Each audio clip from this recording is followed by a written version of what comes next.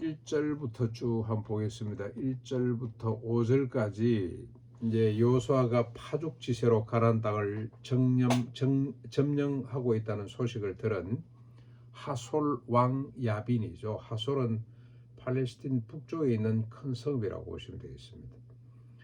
팔레스틴 북쪽에 있는 야빈이 사람을 급히 보내서 연합군을 구축합니다. 북쪽 산지 기네렛, 남쪽 아라바 평지, 서쪽 돌의 높은 곳에 있는 왕들과 동쪽에 있는 가나안 족속, 그 다음에 아모리, 헷, 브리스, 여부스, 히위 족속들 왕들에게 사람을 보내서 연합전선을 구축하는 거죠.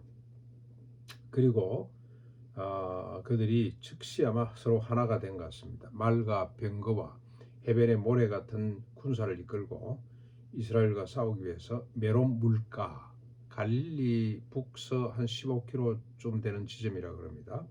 메론 물가에 먼저 진을 쳤습니다.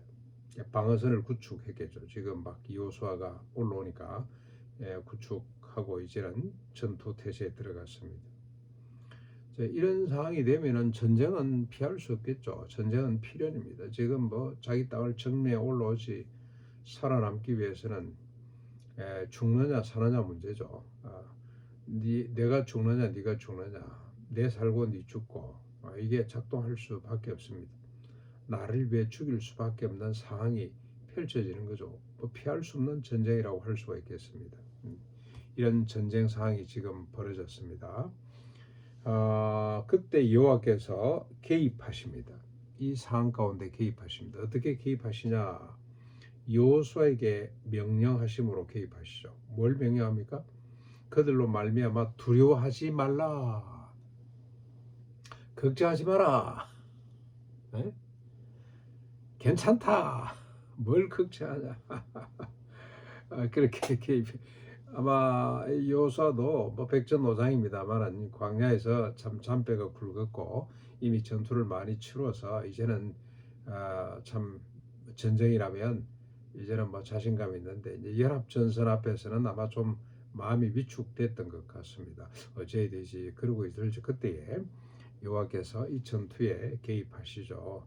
내일 이맘때에 내가 그들을 이스라엘 앞에 넘겨주어 몰살시키려고 한다고 말씀을 하셨습니다. 너희들이 싸우는 것이 아니라 내가 싸운다. 그리고 한 말씀 더 하십니다. 뭐라고 말씀하시냐? 너는 그들의 말 뒷발의 힘줄을 끊고 그들의 병거를 불사르거라. 이 말씀이 참 중요하죠. 이스라엘이 가나안에서 치르는 전쟁은 말과 병거를 취하기 위한 전쟁이 아니라는 겁니다. 오히려 전쟁의 힘이자 권력의 권능, 요즘 우리 권능이란 말을 국회의원들이 많이 쓰던데, 우리 정가에서 지금 윤석열 때문에 우리가 엄청나게 법 공부를 많이 합니다. 지금 구속 뭐 적부심 뭐 이런 말도 배우고. 근데 보니까 국회의 권능이란 말을 많이 써요. 전쟁의 힘, 국회의 권능, 국가의 권력은 어디로부터 옵니까? 말과 병거로부터 오는 거잖아요. 근데 하나님께서 너희들이 노획하는 말과 이제 너희들이 이 연합군을 진멸할 터인데 그들의 말과 수많은 병거를 불태우고 힘줄을 끊으라는 겁니다. 전쟁을 위한 전쟁이 아니고 오늘 이스라엘이 치르고 있는, 여호수아를 중심으로 이스라엘이 치르고 있는 이 전쟁은 전쟁을 끝내기 위한 전쟁입니다. 칼을 쳐서 보습을 만들기 위한 전쟁이라 이 말입니다. 거룩한 전쟁입니다. 이걸 우리가 잘 알아야 되는데 자꾸 여기까지 안 들어가면 자꾸 이게 이스라엘의 침략사밖에 안 되는 거예요. 그렇게 해서 지금 뭐 미성조기를 흔들고 지금 또 뭐 이스라엘 그러면 무조건 뭐 도와야 되는 것처럼 생각을 하고 좀 그러고 있어요. 참 얼마나 안타까운지. 전쟁을 위한 전쟁이 아니에요. 이 부분들이 상당히 중요한 겁니다. 자, 그리고 이제 7절로 쭉 15절까지 보면은 이에 여호수아가 급히 모든 군사를 이끌고 하나님 명령대로 메론 진지를 기습하게 됩니다. 네. 여호수아는 하나님의 명령이 떨어지면은 지체하지 않습니다. 머뭇거리지 않습니다. 즉각 아침 일찍 일어나서 즉각 행동에 옮기는 거죠. 여호와께서 그들을 넘겨주심으로 연합군을 섬멸했습니다. 그리고 여호와의 명령대로 말의 힘줄을 끊고 병거를 불사르게 됩니다. 그리고 각 성읍의 거민을 다 멸합니다. 그런데 각 성읍의 재물과 가축은 이스라엘 자손들이 탈취하도록 허락합니다. 이 전투가 참 재밌어요. 어떤 전투는 절대 아무것도 갖지 말라, 모두 다 불살라라.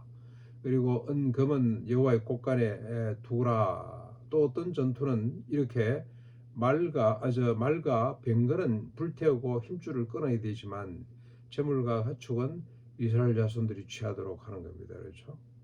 여기에 대한 해석이 없어요. 왜 이렇게 했는지.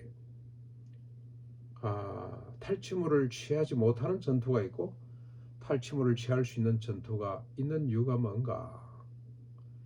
이건 아마 거룩한 전투를 위한 오늘 이 성전이죠.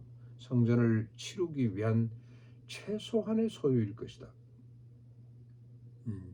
그걸 쌓아두기 위한 전투가 아니고요. 그러니까 침탈, 약탈의 전투가 아니고 전쟁을 수행하는 데 필요한 물자를 최소한 공급받는, 지금 뭐 전쟁하느라고 농사를 못 짓지 않습니까?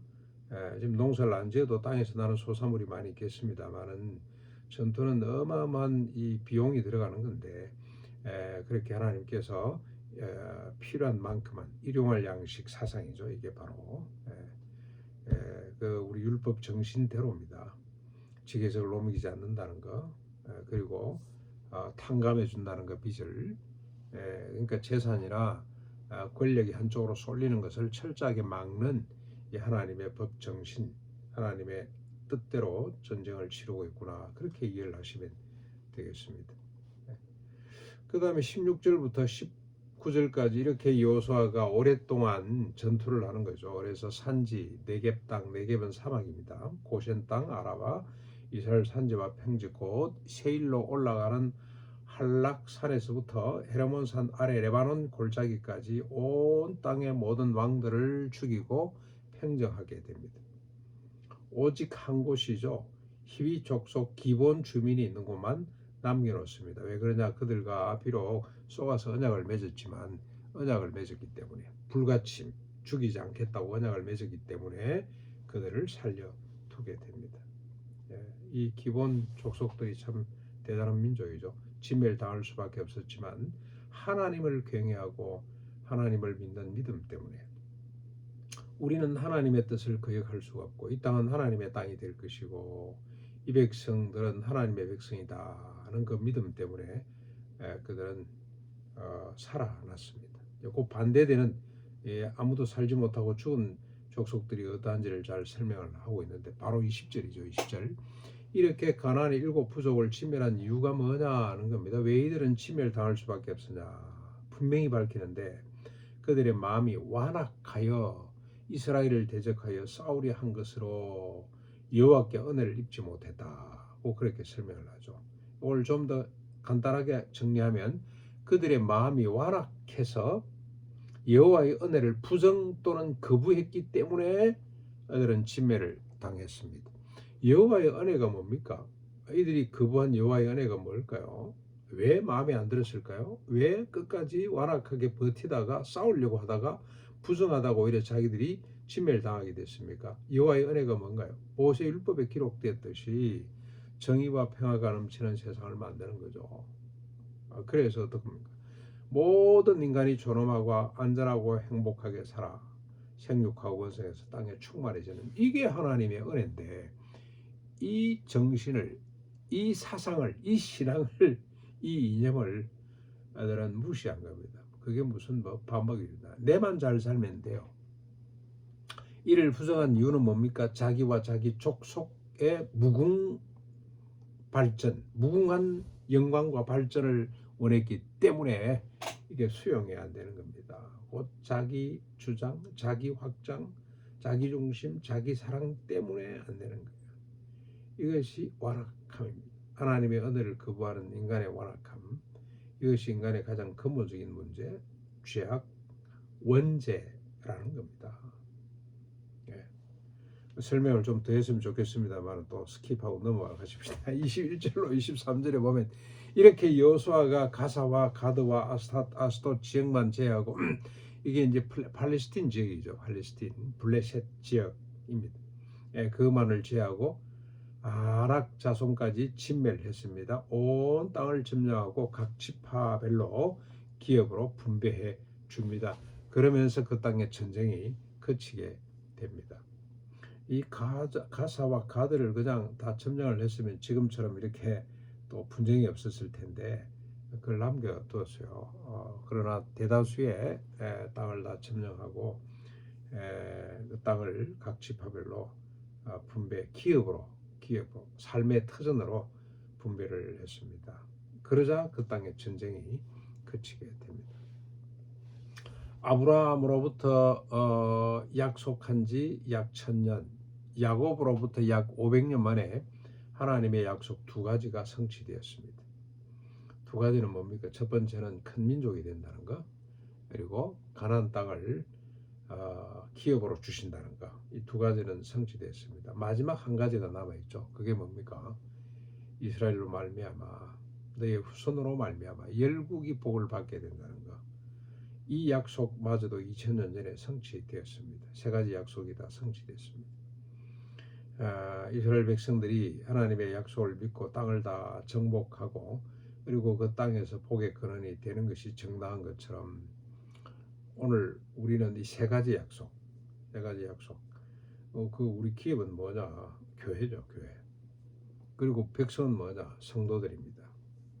예, 지역교회별로도 볼 수 있고 온 우주교회로도 볼 수 있고 그리고 복을 주신다는 건 뭐냐? 십자가 부활의 복음을 전하는 거죠. 십자가 부활은 뭐냐라고 하면 자기의적 욕망의 인간이 다시는 자기 자신을 위해 살지 않고 오직 그리스도를 위해 산다는 것은 곧 이웃을 위해 사는 것. 예, 나와 너의 구분이 사라지고 우리가 되어서 서로를 무한 책임지는 이런 새로운 인간으로 살아가는 것. 이게 바로 하나님이 소원하셨던 세상, 아름다운 복된 세상이죠. 이 세상을 우리가 펼치며 살아가는 이 우리 가나안이 주창하는 복민운동이고요.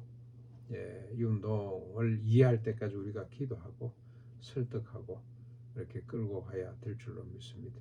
하나님이 우리 두 사람을 세워놓으신 것 같습니다. 그리고 이 방송을 듣는 모든 사람들을 세워놓으신 걸로 이렇게 믿고 힘을 합해서 함께 나아갈 수 있기를 바랍니다.